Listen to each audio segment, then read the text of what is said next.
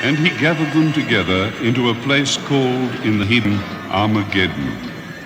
And there were voices and thunders and lightning. There was a great earthquake, such as was not since men were upon the earth, blowing out in a stream 200 miles long and as high as a horse's middle. Earth shall reel to and fro like a drunkard, as the inhabitants of the earth are burned, and men are left. Armageddon, Doomsday, the final battle, Apocalypse. Tied not only in Scripture, but forecast by other prophets since the days of the pharaohs.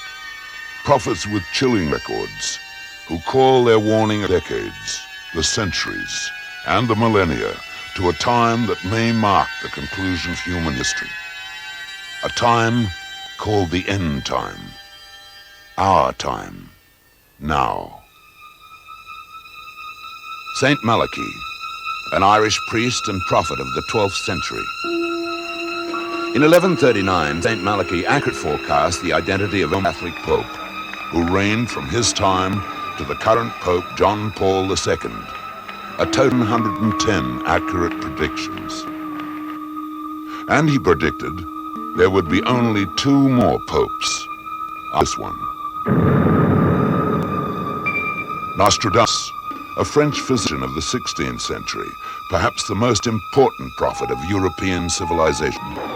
Nostradamus looked 400 years into mankind's future and saw a time of old carnage, and the man responsible for it. He called this man the second Antichrist, and pointed to him by Nostradamus' third Antichrist is on our horizon.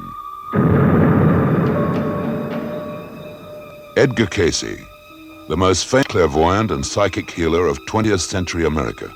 Unique and detailed transcripts of Cayce's thousands of prophecies, such as death of John F. Kennedy, demonstrate the uncanny accuracy of Cayce's predictions up to the present day. And Cayce has more things to say about our future. Miracle at Fatima, where 3 shepherd children reported having visions of the Virgin Mary. The children 3 secrets. The first was a vivid and horrific description of hell. The second predicted the outbreak of World War II and the slaughter that was to follow. The third prophecy came to pass when read by Pope John XXIII, reportedly caused him to tremble with fear and faint with horror.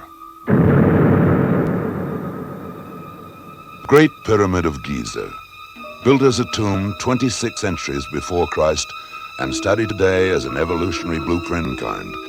Of course, some believe the Great Pyramid details almost the whole of recorded history, marking such milestones in the human experience as the exodus of the Israelites, the crucifixion, the American Revolution, the campaigns of Napoleon, and the Great Wars. And in man's very near future, in what the Egyptians called the Chamber of Ordeal, in our own times, is a bottomless pit.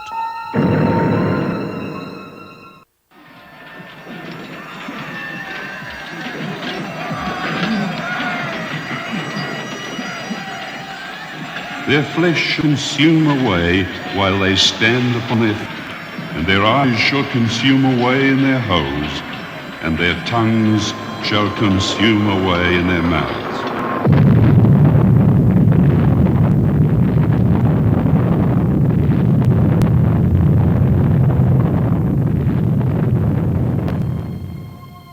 For as long as beings have walked the earth, they have attempted to divine future. Prophecy has concerned the end time, the whole destruction of life on the planet, even the destruction of the planet itself, whether by natural catastrophe, by divine intervention, or man's own hand. And through the overwhelming majority of this prophecy runs a thread. The end time will be in the time of most people living today, which could explain the revival of interest in the words of respected seers across the ages who appear to have a collective message for 20th century man. Our own journey back across those ages examining the prophecy of Armageddon, begins in the tranquility of rural Ireland, the home in the 12th century of St. Malachy. First formally canonized Irish saint, Malachy born into a wealthy and learned family in Armagh. From early childhood, he was drawn to the religious and mystical life. St. Malachy's predictions, including those which concern us today, were made while he was on a pilgrimage to the Vatican, where he was appointed legate to Ireland. In Ireland, he was with performing miracles of healing, and there he also embarked on a program of church reform. Malachy founded this abbey in the 12th century. It was the first great Cistercian faction in Ireland, and from it sprang 38 other Cistercian monasteries. The Cistercians followed the rule created by St. Bernard of Clairvaux, a personal friend of Malachy's, and in fact, it was in St. Bernard's arms that Malachy died. It is perhaps significant that Malachy is reported to have prophesied the day and hour of his own death. For today, millions believe that Malachy had a vision of the future, that through some gap in time saw the development of the world we live in and the end of that world. In the century, it is reported that in the archives of the Vatican found a series of mysterious prophecies created by St. Malachy. These were a few words, a list of popes, and just a few words describing them, mostly simple mottos. Now, it is very easy to come up with an old document and say, good heavens, this is a marvelous prophecy, to point to successful prophecies of the past. But perhaps the very fact that the prophecies have proved true is a proof that the prophecy was in fact written after the event. But one cannot say this about Malachy's, because the popes who have followed 1505, the date of the document, have fitted the mottos quite as well as those go.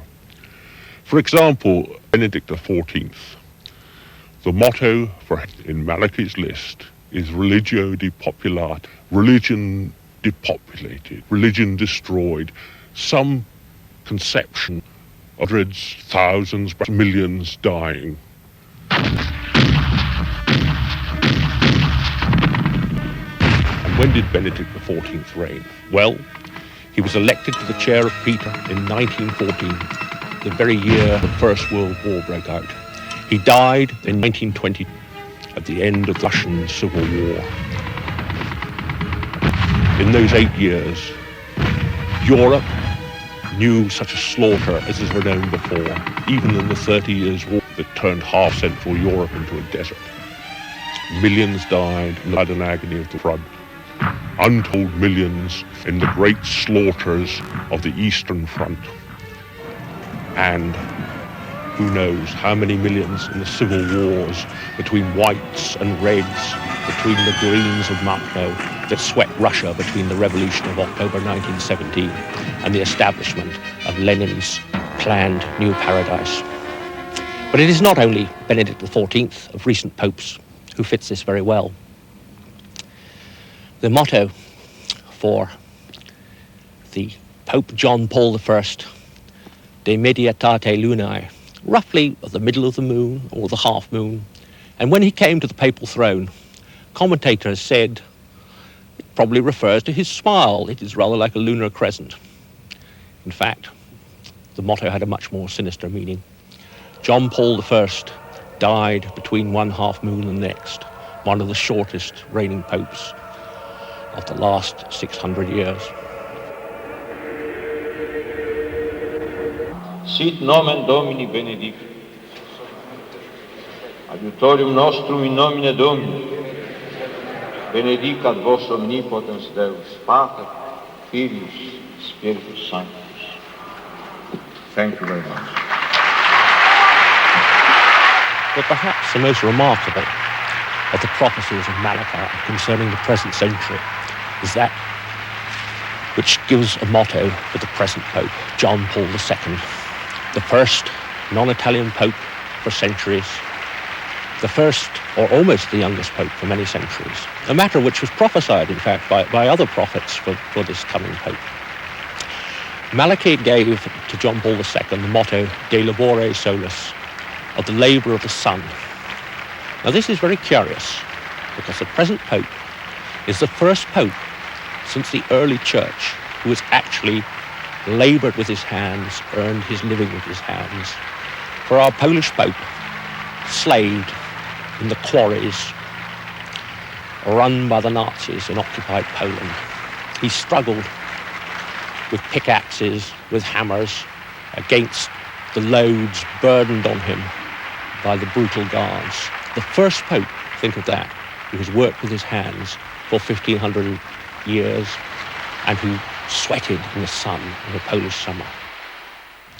But the motto has another significance.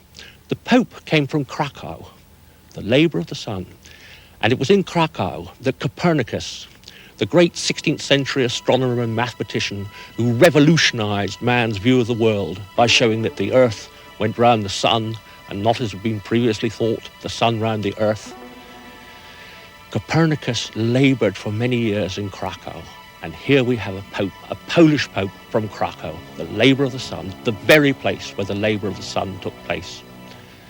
Now there is rather a sinister follow-on from this. For Malachi's list does not go on and on. There are only two more papal mottos given after our present Pope. Gloria Olivae, the glory of the olive, which perhaps means peace, or perhaps means an olive-skinned Pope from South America, or even the black Pope from one of the Catholic churches so active in Africa. And then the last Pope in Malachi's list. Malachi gave the simple name of Peter the Roman to his last Pope. Remember, that is the Pope after next, perhaps 20, perhaps 10, perhaps only 5 years from now. But to this simple title, Peter the Roman, the same name as the very first Pope, he added several Latin sentences which contain a prophecy of terrifying and possibly sinister significance. He wrote, in English translation, during the last persecution of the Holy Roman Church, Peter the Roman shall feed the sheep amidst great tribulations, and when these are past, the city of the 7 hills shall be utterly destroyed, and the awful judge will judge the people. The city of the 7 hills, of course, is Rome, the end of Rome. And who is the judge? Will it be some political ruler inflicting great tribulations on Europe? Or will it be, as many believe, the final judgment?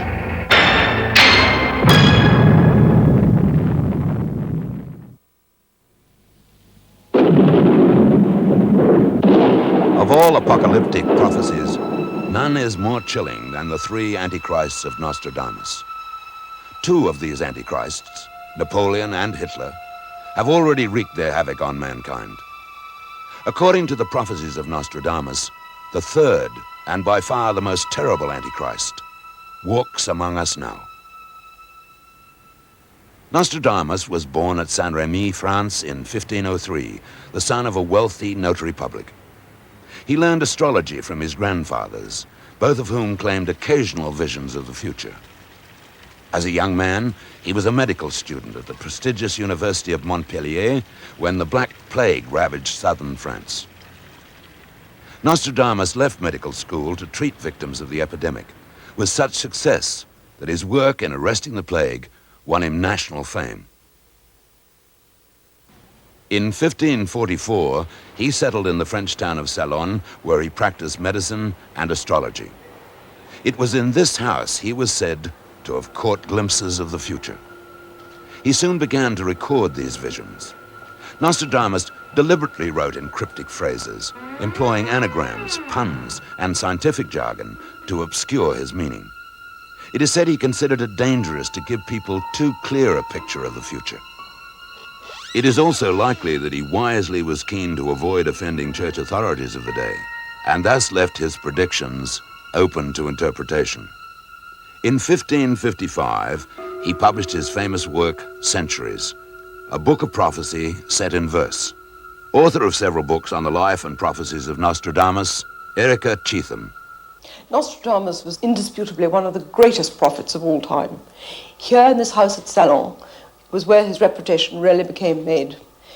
He was sent for by Queen Catherine de' Medici of France to explain a prophecy he'd made that her husband, the king, would be killed in a duel. The young lion shall overcome the old one in martial field by a single duel. In a golden cage he shall put out his eye. 2 wounds from one, then shall he die a cruel death. Now this was an impossibility. Kings were not challenged to duels. But 4 years later, the king held a great marriage celebration for his sister and his daughter, and they had an honorary jousting in Paris, in the Saint Antoine. The 2 days went marvelously. The king was victorious in his golden helmet, but on the 3rd day, he jousted twice favourably against the captain of the Scottish Guard, despite the fact that Catherine herself had premonitions and didn't wish him to fight, and nor did various other people. And on the 3rd list, as he turned, Montgomery's lance tilted, hit the king through the golden visor, through the eye, out through the head, the 2 wounds in one through the golden helmet, as Nostradamus had predicted, in a duel. And 10 days later, Henry II of France was dead. So Nostradamus's reputation was made, a prophet with honor in his own land and in his own time. With the passing of time, future generations were to have good cause also to heed the words of Nostradamus, when he looked ahead more than 2 centuries to describe his first Antichrist, the first of 3, Napoleon. An emperor shall be born near Italy, who shall cost the empire dear. When it is seen with whom he allies himself, he shall be found less a prince than a butcher. Nostradamus further predicted, The man with cropped hair shall assume authority. In a maritime city held by the enemy, he will expel the vile men who oppose him. And for 14 years, he will rule with absolute power. Napoleon, unlike previous French rulers, had cropped his hair short and had first won fame in 1793 by recapturing the Mediterranean port of Toulon from the British. He then expelled the Directoire and ruled France for 14 years. Nostradamus further prophesied that Napoleon would be a fearsome ruler, causing to tremble Italy, Spain, and the English. But France, he continued, will have chosen badly. Its strength will be sapped by him.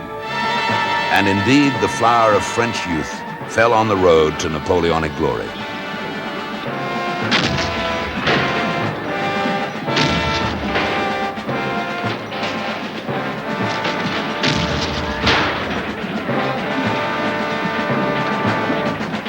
The prophet continued with remarkable accuracy to predict Napoleon's exile, escape, ultimate defeat at Waterloo, and lonely death on St. Helena. The captive prince conquered to Elba. He will pass the Gulf of Genoa by sea to Marseille. He is completely conquered by a great effort of foreign forces. He will end his life far from where he was born, among 5,000 people of strange customs and language on a chalky island in the sea. Mankind had to wait until the 20th century for the arrival of Nostradamus' second Antichrist. Out of the steepest part of Western Europe, from poor people, a child will be born, who with his tongue will seduce many people. In uns selbst allein liegt die Zukunft des deutschen Volkes. Wenn wir selbst dieses deutsche Volk emporführen durch eigene Arbeit, durch eigenen Fleiß, eigene Entschlossenheit, eigenen Trotz, eigene Beharrlichkeit, dann werden wir wieder emporsteigen, genau wie die Väter einst aus Deutschland nicht geschenkt erhielten, sondern selbst nicht schaffen mussten. The great Squawker will be elected governor of the army. They shall pursue crosses of iron topsy-turvy.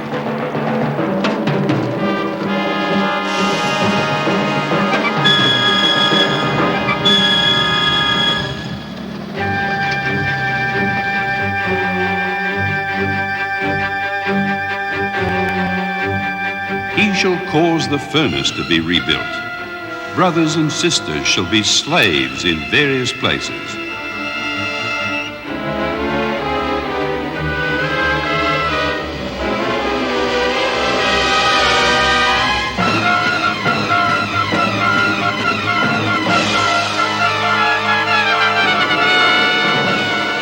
Worse than ever did Nero will see the spilling of brave human blood.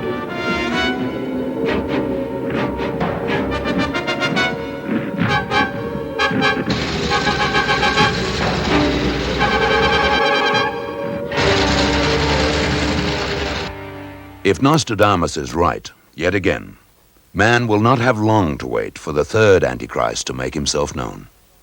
The third Antichrist is one of the most important of Nostradamus' predictions because he predicted two other Antichrists, Napoleon and Hitler, both by name and both of whom have come true. Therefore, one cannot disregard this third one, who shall appear sometime in the 80s, though the time he actually comes to his full power is not wholly clear. He certainly will arise in the East for fear of armaments built up in the West, according to Nostradamus, and that, of course, is probably where the war in New York and the nuclear war turns up. Near the new city, in the way of the man-made mountains, shall be seized on and plunged into a ferment. Being forced to drink sulphurous poisoned waters. The sky will burn at 45 degrees. Fire approaches the great city. Immediately, a huge scattered flame leaps up.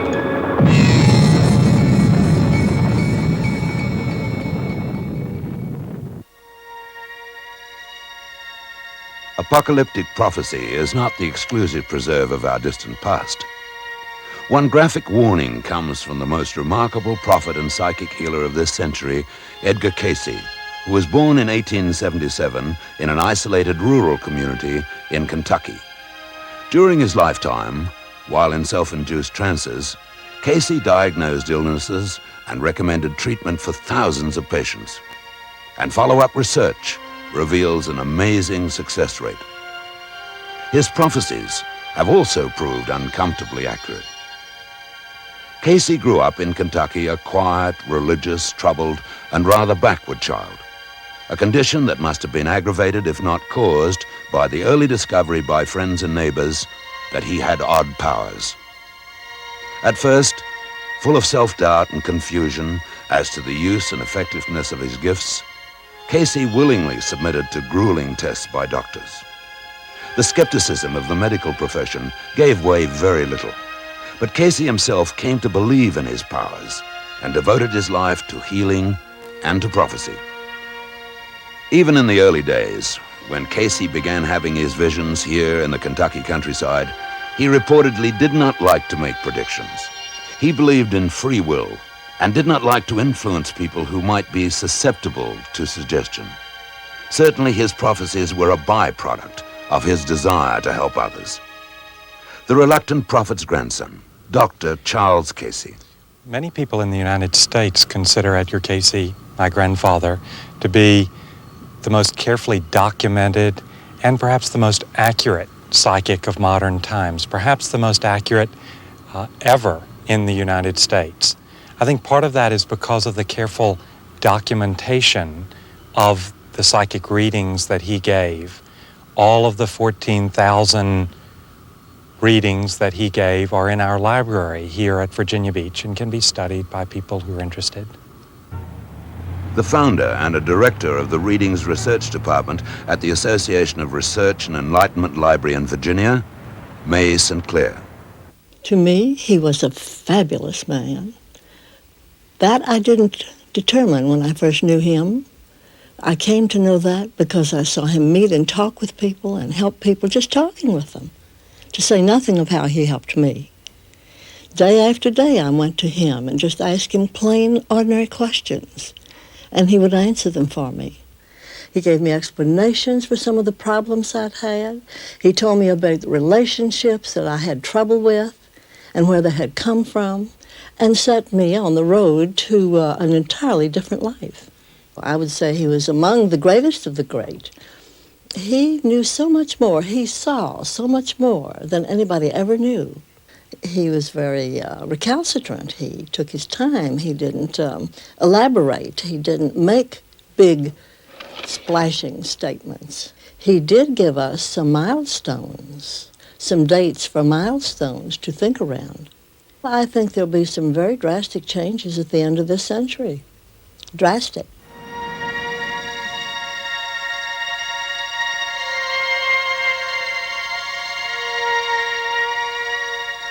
It was back in Hopkinsville, Kentucky, and in the surrounding countryside that Edgar Cayce first had some of the visions and made some of the prophecies that would prove so alarmingly accurate. An accuracy rate, according to his followers, of over 90%. Cayce often turned his powers to matters financial and economic. He warned friends with investments in Wall Street in early 1929 to sell every share they owned. But they had been doing so well for so long on a rising market, they attributed their success to their own judgment rather than to Cayce's advice. They did not listen. Within 6 months, the stock market crash occurred. $15 billion were lost and millions of investors wiped out.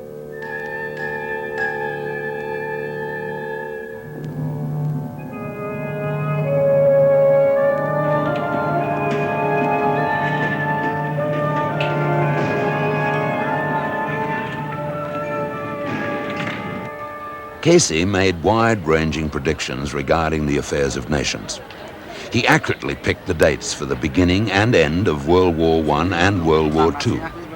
He foretold the independence of India, and he looked ahead to the day when a Jewish homeland would be established, the day when the State of Israel would be declared. When Cayce turned his clairvoyant powers on his native United States, much of what he saw was unsettling, but, as almost always, accurate. He saw, in his words, a time in the United States when there will be great stress, as brother rises against brother, as group or sect or race rises against race, yet the leveling must come.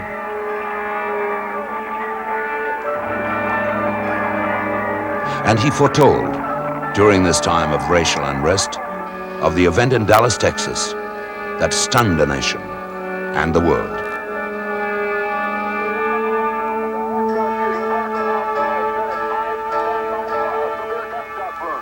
The President of the United States is dead. The vast majority of Cayce's predictions appear to have come to pass, and he made more predictions for the last years of the millennium. According to Cayce, a period of unprecedented upheaval. He prophesied that doctrinaire communism in China will give way to a more democratic form of government.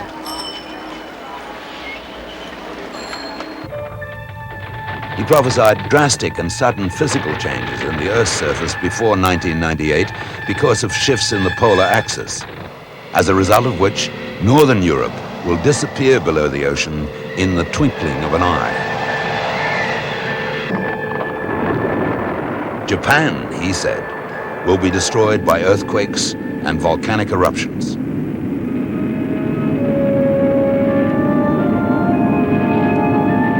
He prophesied that World War III will erupt in 1999, and he prophesied that within a year of that war starting, civilization as we know it will end.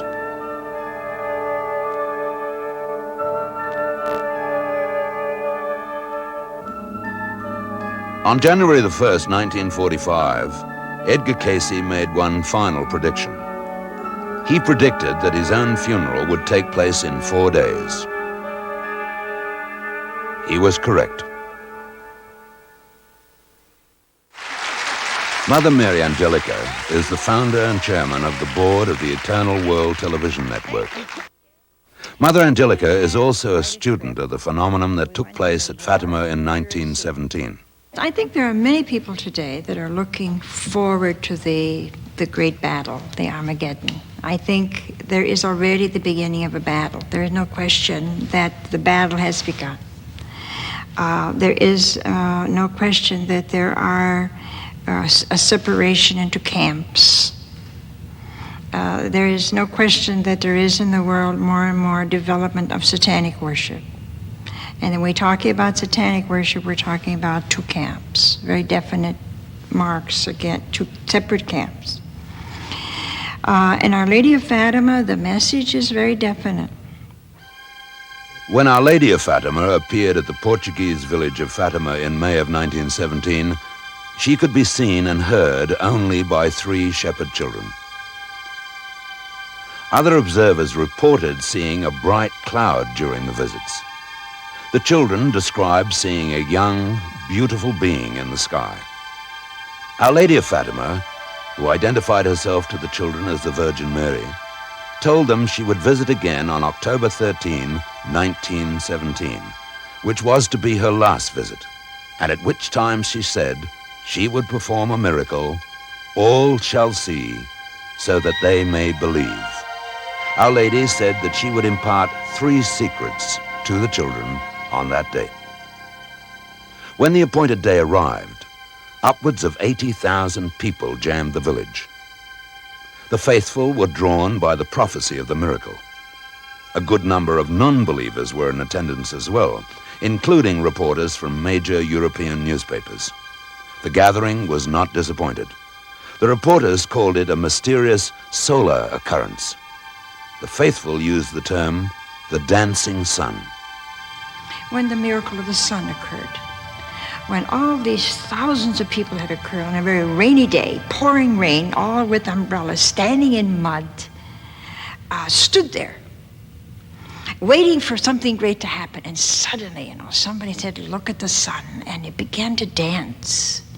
And the frightening thing of it was that as it danced back and forth and beautiful rays began to emanate from it, it began to almost come forward as if it were going to fall. And the people were horrified, just terrible.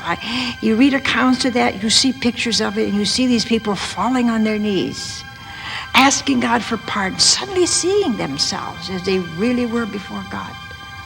And then it seemed to go back again, and suddenly it seemed to fall back again. It was a phenomenal thing. By all accounts, the sun whirled on its axis like a pinwheel, throwing out white, blue, and green lights. Our Lady of Fatima revealed to the 3 children the reason for this visitation. She said that she wanted humanity to change its ways, or that 3 awful prophecies would come true. The first prophecy was an horrific description of a very real hell.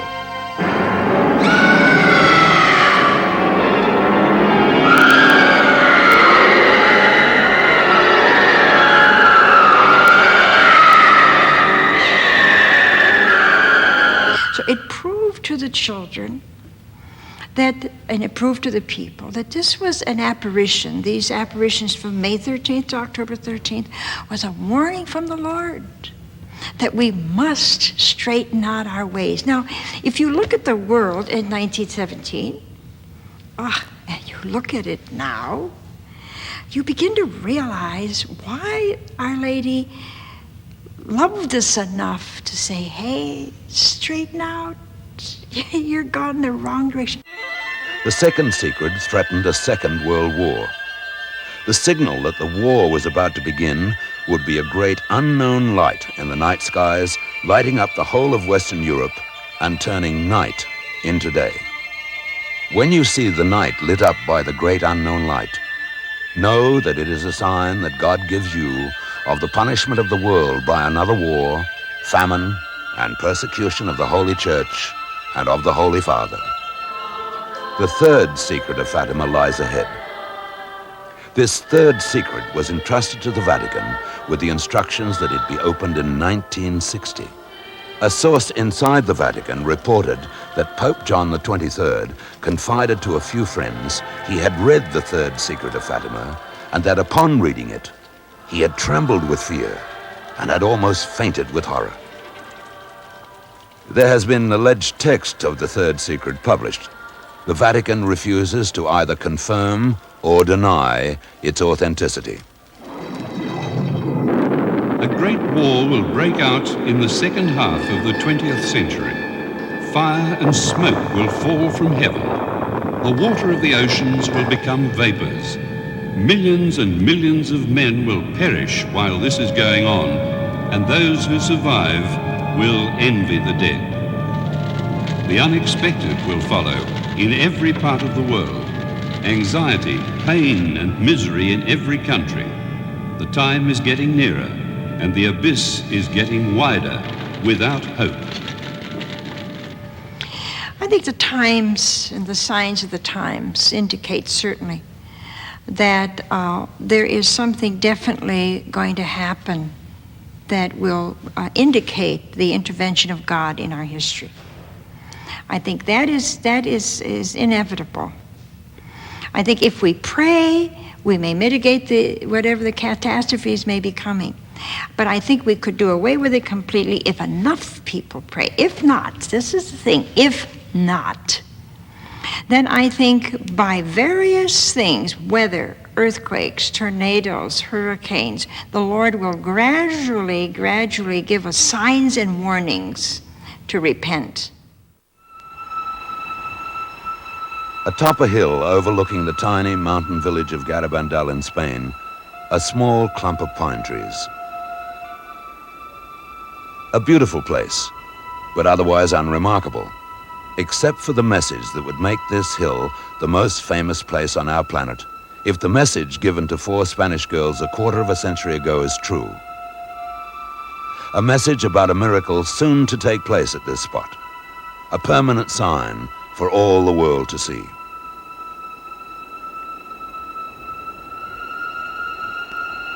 And one of the girls, Conchita Gonzalez, now a grown woman and a mother herself, believes that she was given the exact date of that miracle. In Conchita's words, I was 12 years old then, and I was with my 3 friends. We heard a loud noise like thunder. Suddenly, a very beautiful figure appeared to me. Then the other girls saw it. We froze for a moment, then ran towards the church, very frightened. Most of the people thought we were making it up. I was very sad going to bed that night. When I was saying my prayers, I heard a voice that said, "Do not be troubled. You will see me again."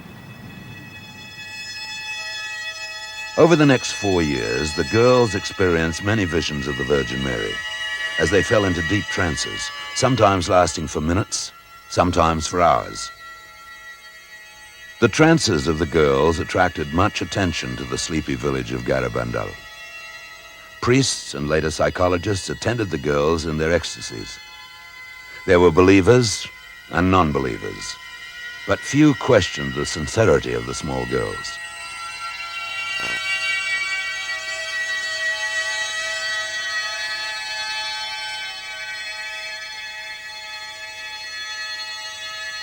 After the girls had been experiencing visions of the Virgin Mary for about 4 months, Conchita announced that she had been told that there was a purpose to their visions. The Virgin Mary had chosen them to receive a message which they were to give to the world. We must make many sacrifices, perform much penance, and visit the Blessed Sacrament frequently, Our Lady said. We must lead good lives. If we do not, a chastisement will befall us. The cup is already filling up, and if we do not change, a very great chastisement will come upon us. And 4 years later, in 1965, Conchita was given a second and final message for the world. Conchita was now 15 years of age. Her visions would soon cease. The girls had twice been given a message for the world about great chastisement, during which visions they were heard to scream in terror. But Conchita was also told of 2 events that would first come to pass: a worldwide warning, and then a miracle for all to see, in the hope that the chastisement might be averted.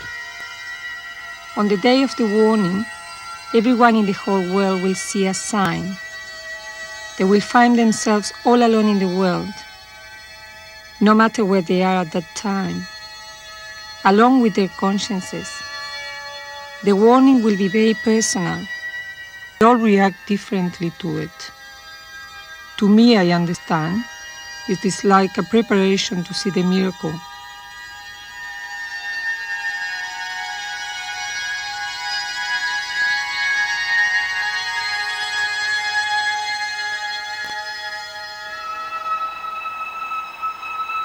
On the day of the miracle, the Virgin said everyone who would go there on that day to Garbandal would see it. The sick who go will be cured, no matter what their disease or their religion. Those without faith will believe. Also from that moment, there would be a permanent sign in the pines. Everyone present there could view it. The sign would be visible and could be touched, but not felt. I can't explain it. This sign will stay until the end of time. The Virgin told me the day, the month, and the year, so I know the exact date. The Blessed Mother said to tell the date 8 days before, so this is what I'm going to do. These visions, telling of a worldwide warning, then a miracle at Garabandal, and the date of that miracle, and telling of a possible chastisement to follow, brought to Conchita Gonzalez and to Garabandal a celebrity that was to change her life irrevocably. She found herself the center of attention, caught up in a constant crush of church officials, the media, the faithful from all over Europe, who flocked to Conchita's small village seeking advice, reassurance, help. The Blessed Mother loves everyone equally. Some people ask questions, as if I had insight into what is happening in the world, and I have absolutely none. I'm not special. The people of my village were constantly giving me advice. Do this, give up that. I thought how I would like to be in an hermitage, away from everyone. I loved the village of Garbandal, but there was no way I could live there any longer. Conchita left Spain and sought the anonymity one can find in a crowd among the teeming millions of New York City. In 1974, she married the proprietor of a pizzeria on Long Island. And there she lives today, in relative obscurity with her husband and 4 children. Garabandal behind her, but carrying with her still the message that she received at the Pines and looking with some trepidation towards the time, 8 days before the event, when she can announce the miracle at Garabandal and perhaps the chastisement to follow. I feel afraid. For this, I try to prepare my children to have a strong faith. I am really going to be scared that day. I hope the Blessed Mother takes me with my children after the miracle. I hope this for everybody. I hope they do not have to go through the punishment. There is something terrible. I hope we don't see it. I think it is better we die before that. For me, it is very close. I think it is very close.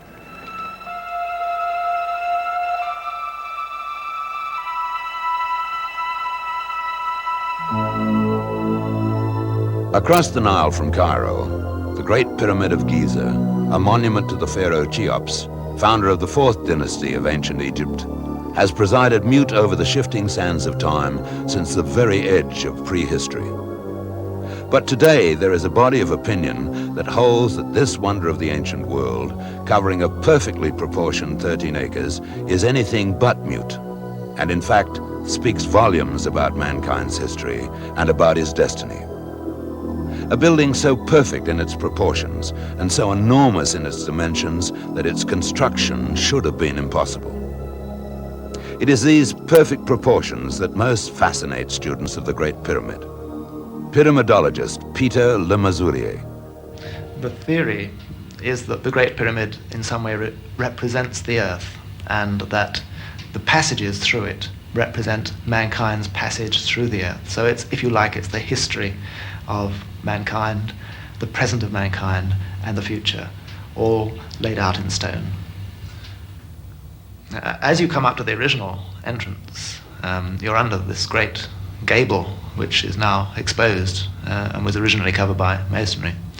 And from the original entrance, the passageway goes down at a width of 2 royal cubits, straight down into the pyramid and straight down into the rock underneath it. Until eventually it gets to a point where if it kept on going down, you'd start getting trouble from Nile water and this sort of thing. It then, at a slightly smaller bore, starts cutting away horizontally into what's known as the subterranean passage. And this leads through a sort of what looks like a rock fall, which is known as the lesser subterranean chamber. And eventually, if you don't watch out, you fall headlong into the great subterranean chamber, which is an absolute nightmare, and which seems to have been known to the Egyptians as the chamber of central fire or the chamber of ordeal, which has got a sort of bottomless pit in the middle of it. It's really quite a nightmarish place. It struck people for at least 100 years that if you compare the general pattern of the passageways with the shape of history, there's an extraordinary fit. Now, for various reasons, some people thought originally that the whole thing, in a sense, reflected the Bible. That if you had a given measure and the beginning was somewhere around the time of Abraham or something like this, then the beginning of the ascending passage would come at about the time of Christ, and people started to look at what the measurements might be. The theory basically is that the passages representing human history are laid out on the basis of an inch per year. So once you've got a datum, somewhere to start with, you can actually measure what's going to happen, when it's going to happen. The only snag being that there are some steps in the passageways, and these seem to signify changes of scale. But we can calculate those as well. If you started counting off the years on the sloping passageways at an inch per year, you got a surprisingly good historical fit. And then the Astronomer Royal for Scotland discovered a couple of scored lines in the passageways, quite a way in from the entrance. And these seem to have been pointing at the Seven Sisters, the stars in the sky, at the spring equinox in 2141 BC. Well, supposing that was a marker, supposing that was a go from here, like a sort of snakes and ladders game, if you like.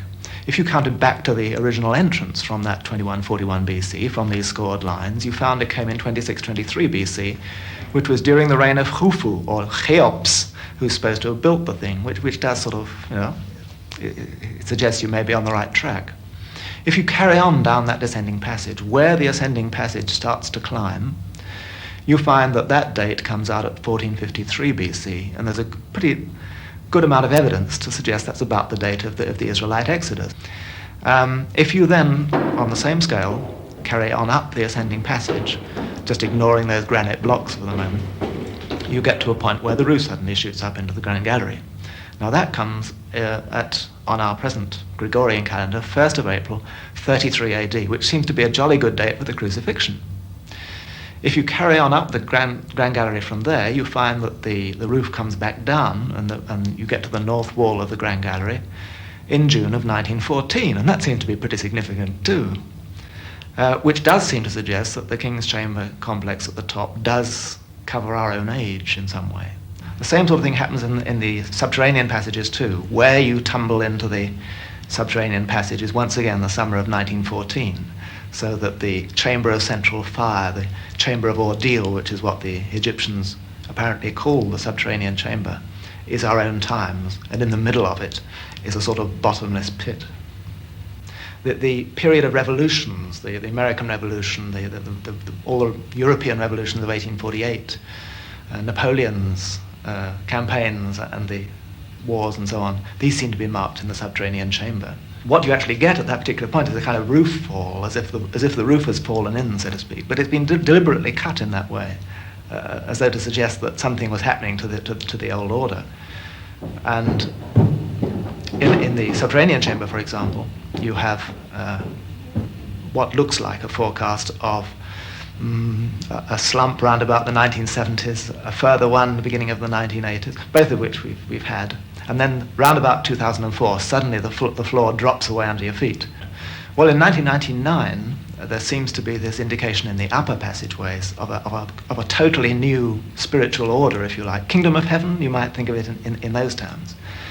But very shortly after that, in the subterranean chamber, is the beginning of this bottomless pit. It's obviously designed to be like a bit of a bottomless pit where the carpet is pulled out from under our feet. The sort of thing that seems to be staring in the face in the subterranean chamber is a total collapse of civilization in some kind in the year 2004, give or take 2 or 3 years. Of course, not everyone accepts as valid this stroll through the halls of history as laid out inside the Great Pyramid. But had the Great Pyramid been less accurate, many would find it easier to shrug off the speculation of pyramidologists that the course of human history was revealed to a chosen people, and that they then constructed this record of it in stone. A record durable enough to survive until its term of prediction had run out.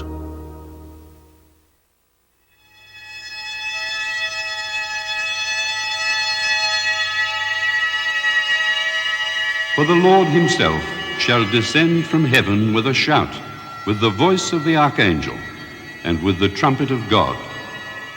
And the dead in Christ will rise first. Then we who are alive and remain will be caught up together with them. In conservative Protestant circles in the United States, the fundamentalist belief is flourishing that the world as we know it is coming to an end. Not because some general or madman will push a button and reduce our planet to ash, but because, as the fundamentalists see it, God has had it planned that way for at least 1900 years. William Martin is a sociology teacher at Rice University in Texas, a writer on religious subjects. Since the beginning of Christian history, people have expected Jesus to return again. Sometimes the scenario varies, but there's probably been no time in the history of Christianity when more people have expected Jesus to return again imminently. I think it's fair to say that upwards of 20 million Americans now believe with all their hearts that Armageddon is just around the corner. Because most people, even the President of the United States of America, has made mention of the Battle of Armageddon. The people in the White House, in the Senate, they've all talked about the Battle of Armageddon. Everywhere people are aware of it. Even in Russia, they know about the Battle of Armageddon. But did you know they're not going to be able to help themselves? In the 19th chapter of Isaiah, God said he's going to put a hook in a northern army's jaw and drag them into this battle. God wants them to be in this battle because it's going to be the battle of all battles. It's going to be the battle. It's going to cause Jesus to step down from glory. Hallelujah. And he's going to fight for the nation Israel, and he's going to win the battle. So we have politicians using the word Armageddon out of context. We have the news media using the word Armageddon out of context. Hilton Sutton, an American evangelist and student of biblical prophecy. Well, presently, we are in a period in which there are many prophetic events that are being fulfilled, that were written by one or more of the Old Testament prophets, or the Lord Jesus Christ, or his disciples.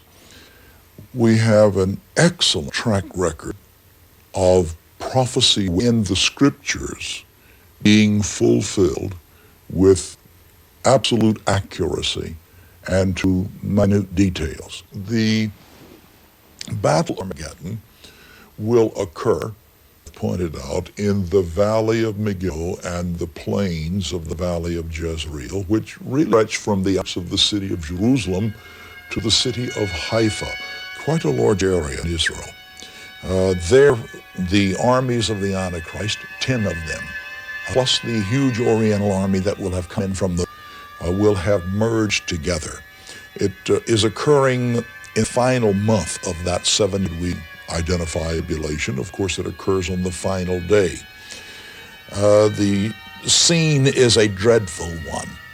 There has been no natural light of sun, moon, and stars over that area for quite a number of days.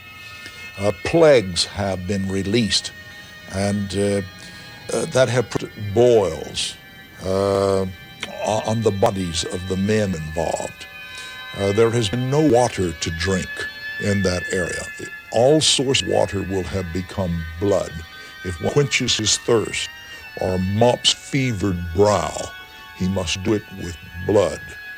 It's going to be a terrifying, the heat of the sun will be increased many times. Though the rays of the sun do not get through the darkness, the heat will. The people are in and it's only in that area, it's not worldwide. The people are in a terrifying and a painful one. The scriptures say they will be gnawing their tongues because of pain, and yet when Christ returns to the earth, they will be demonically inspired to attack the city of Jerusalem. That's when he, standing on the Mount of Olives from the east side of Jerusalem, will speak the word, is recorded in Zechariah chapter 14 and verse 12. And that plague that is released reduces that huge armada of men to a pool of blood with a period of only 1 hour. The battle begins. Now, what I want to say is that we have much hope that we are not fate of the world, even though Armageddon were to occur tomorrow, which it isn't. But were it to do so, it would not bring the end of the world. There still must be that 1,000-year reign of peace and righteousness of Aya over all governments. I'm accused of being simplistic at times with some of the frontists. But I've often wondered, within the covers of that single book, are answers to all the problems that face us today. I've always believed that we were put here for a reason, that there is a path, somehow a divine plan for all of us. And I've also always believed America was set apart in a special way. To preserve our blessed, we must look to God. Do we really think that we can have both ways? That God will protect us in a time of crisis, even as we turn away from Him in our day-to-day life? Maybe it's later than we think.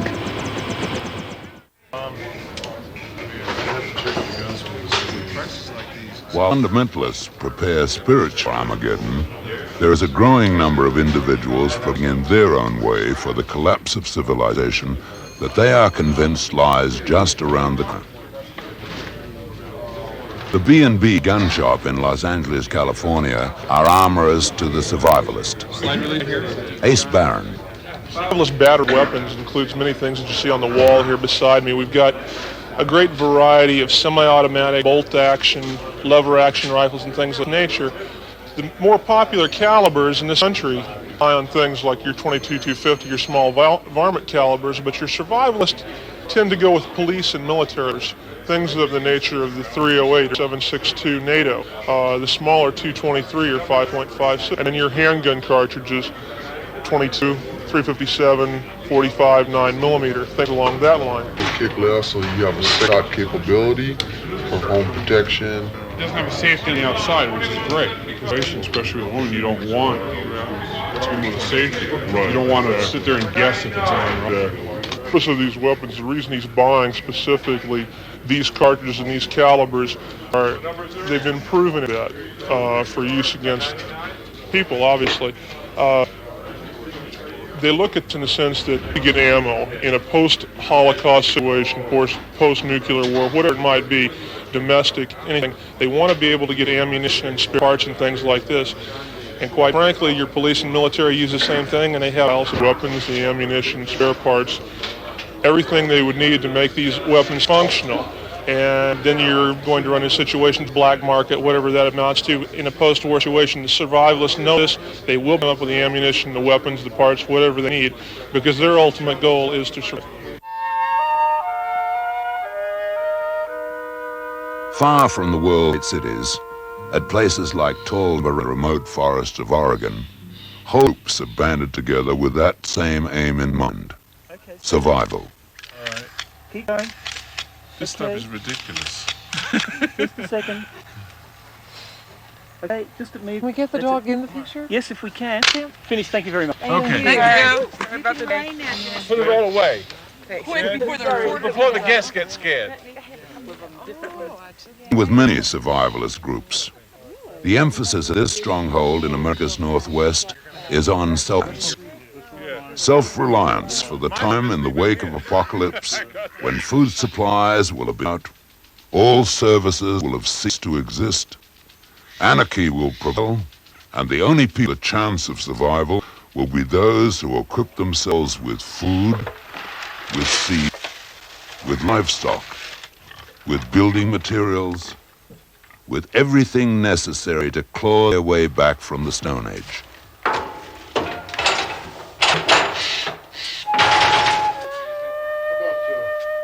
What's the election there? Right there.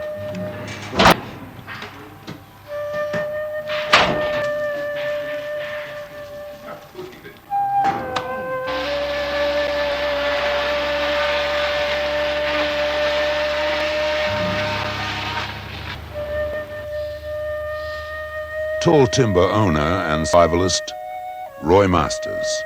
I do believe an Armageddon is coming because people and society is going crazy, going stark raving mad.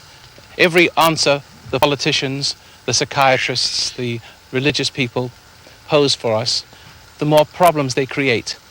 And so there's could be nothing else but more hatred and resentment building up towards one another until we destroy one another. There's a few of us who will leave our high-paying jobs in big cities, and we flee the corruption and the crime and the filth and the degradation of the city to begin the world all over again. I don't know whether I can survive, or anybody can survive it, but I owe it to my family to try. That's 5 weeks. Not just private citizens, but governments too are starting to prepare for the unthinkable. Most nations in both East and West have made provisions for sheltering their government and military leaders in the event of Holocaust. The Swiss have gone one step further. Their aim is to provide shelter for every citizen in the country. This tunnel through the Sonnenberg Mountains near Lucerne serves today as part of a public highway. Tomorrow, it could have a very different function, for running off the tunnel, deep into the mountainside, is an underground city. A city complete with sleeping accommodation, dining facilities, food and water supplies, air purification plants, a communications system, hospital facilities, operating theaters, a place, perhaps, to survive for 20,000 people.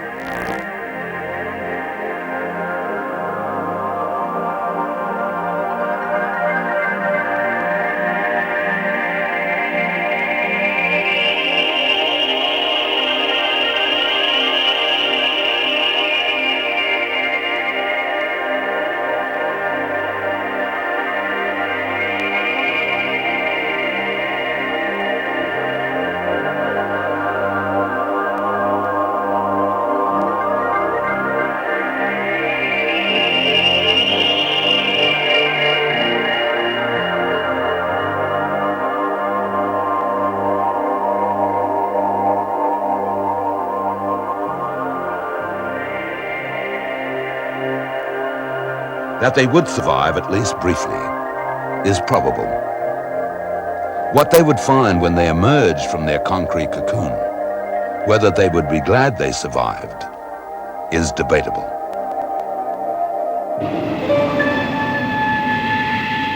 Apocalypse, cataclysm, Armageddon. A 12th century priest, a 16th century French physician, a 20th century psychic healer, ecstatic visions on the Iberian Peninsula, the Great Pyramid of Giza, fundamentalist belief based on the Book of Revelations.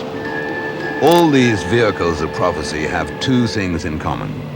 In the first place, each has a record of apparent accuracy. The second thing these prophecies share is a common thread that links the end of civilization as we know it to a point in time that falls within the lifetime of most of us living today. A point in time a few short years into our future. Armageddon, St. Malachy, Irish priest and prophet of the 12th century. St. Malachy accurately forecast 110 Roman Catholic popes, up to and including the current Pope, John Paul II. Malachy says there will be only 2 more popes after this one.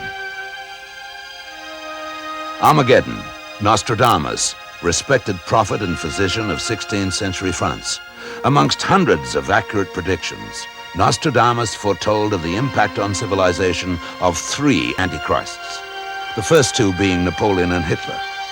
Nostradamus says the 3rd antichrist walks among us now. Armageddon, Edgar Cayce, famous clairvoyant and psychic healer of 20th century America. Cayce accurately predicted the establishment of Israel, the assassination of President Kennedy, World War I and World War II. Cayce also predicted the start of World War III and the collapse of civilization in 1999. Armageddon, Fatima, the Portuguese village where shepherd children were given 3 secrets by a vision of the Virgin Mary. The first, a graphic description of hell. The second, an accurate sign for the start of World War II. It is alleged that the 3rd secret, entrusted to the Vatican, says that after World War III, to start in this century, the survivors will envy the dead. Armageddon, Garabandal, the Spanish village where Conchita Gonzalez was given during years of ecstatic visions, a message that haunts her to this day.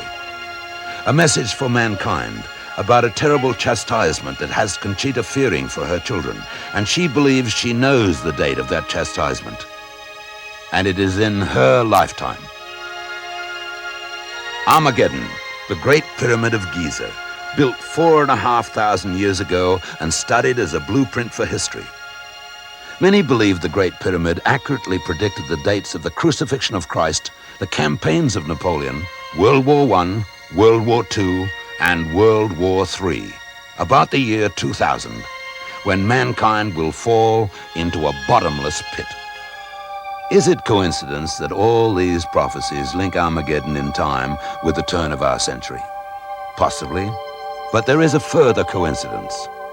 All of these predictions for Armageddon, most of them centuries old, coincide exactly with that moment in human history when it is within man's power to make these horrific predictions come to pass, to bring the apocalypse upon himself in this nuclear age.